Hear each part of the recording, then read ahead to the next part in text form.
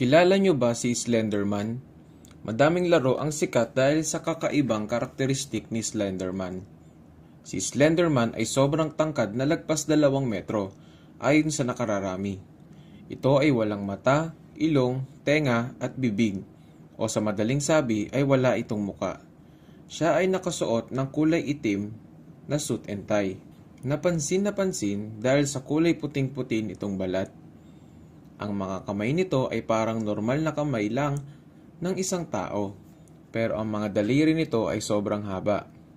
At ang pinakakapansin-pansin nitong karakteristik ay meron siyang parang galamay ng octopus sa likod niya na humahaba ng sobra.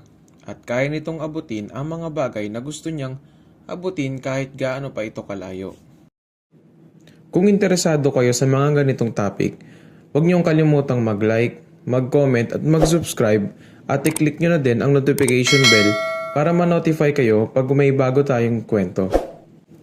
Huwag na natin tong patagalin pa at magkwentuhan na tayo.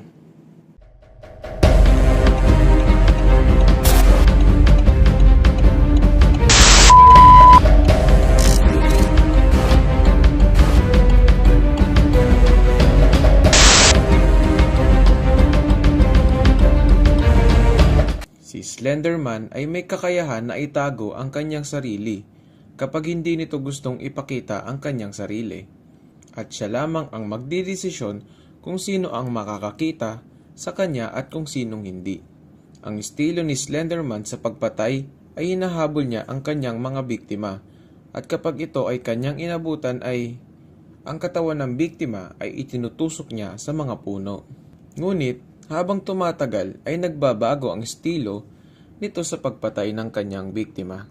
Ayon sa mga nagsasabi, ang kanyang estilo ngayon ay magtatago siya ng maigi sa mga madidilim na lugar, habang araw-araw niyang minamatyagan ang kanyang magiging biktima.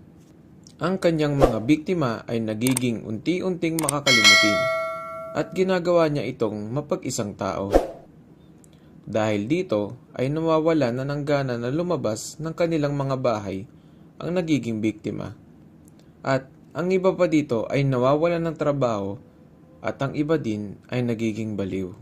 Dahil sa pagiging layo ng biktima nito sa tao ay unti-unti din nawawala ang presensya nito sa mundong ibabaw.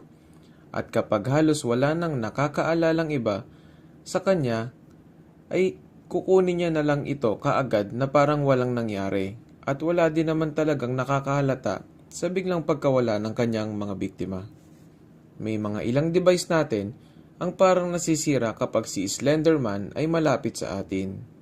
Ilan sa mga kagamitang ito ay ang ating camera, TV, radyo at mga tape recorder. Kung sisiyasatin maigi ng mga biktima ang kanilang mga picture ay makikita nila sa malayo nakasama nila dito si Slenderman.